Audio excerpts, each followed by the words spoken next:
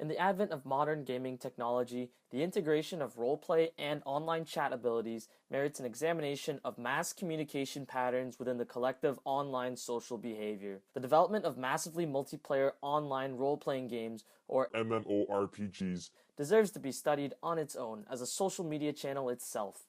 Players employ the use of usernames and avatars to present themselves online and use controllable characters to interact with others. Yeah, excuse me, sir, but what makes online gaming any more different than traditional social media mediums? That's exactly what we're trying to do here, Marv. I'll be explaining the social implications of MMO gaming in order to determine whether MMOs have the capacity of affecting offline social behavior. Alright, but you can't just overgeneralize the social behavior patterns of all. Yo, Marv, not really a good time right now, okay? I'm trying to do a documentary here.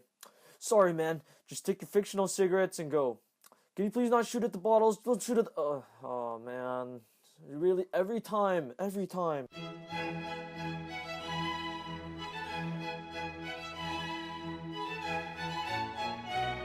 What makes interaction on MMO games so appealing is their immersion in fiction. Whereas typical social media is embedded in reality offline, MMOs create their own virtual reality, and depending on which game, the line between reality and fantasy begins to blur as the player becomes more immersed in the lore. Things like physical appearance, spatial orientation, wealth, all of this the player gets to customize and develop to their own personal tastes, with ultimate freedom over determining their online presence. Here in Skyrim, I'm an honorable knight, but who I am offline is completely different and not as easily malleable. Various studies have tried to pinpoint the philosophy behind character creation. Do we create these characters in our own image, or as a mere artifact to play around with like an action figure? Perhaps they represent an extension of ourself, or maybe an externalization of ourself. Several studies seem to point towards the notion that characters we create are idealized versions of ourselves due to socio-psychological variables that create large discrepancies between our ideal selves and our actual selves. A study actually conducted by Mancini and Sibilla concluded that characters are typically created in order to maximize social desirability and mostly adhere to offline socially constructed norms. But these conclusions can't possibly be generalized to all MMOs in general. Character creation is inherently subjective to the player and the game that is being played.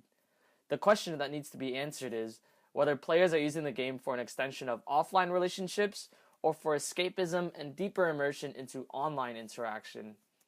And another question to ask is, are these two really that mutually exclusive? The online world breaks a lot of social barriers that enables people who exhibit antisocial behaviorisms to be more social.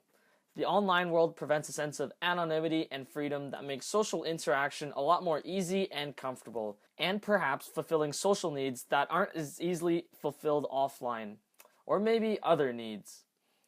Cole and Griffiths found that at least 2/3 of the players in their study formed strong relationships with other online players, reaching an average of 7 friends met in MMOs.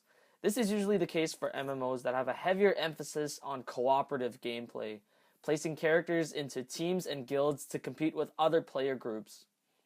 In MMOs, these guilds are often assembled by several players who wish to form a sub-community with similar gameplay interests, personalities, and perhaps even similar desire for social circles and communities they might not easily experience in the offline world. This implies that one of the larger appeals of MMOs is their social impact, with online relationships matching and even surpassing the value of offline relationships. Many studies have also concluded that a large majority of online players who seek social capital within online games had a higher probability of meeting their online friends in the real world, effectively erasing the barriers between online and offline relationships. It's clear that people are more comfortable interacting online, especially through the medium of video games, but there doesn't seem to be any clear communication theories that can be applied.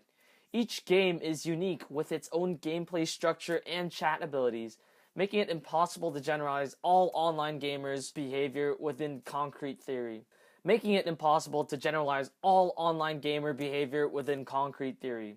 However, its impact on social communication is definitely noticeable.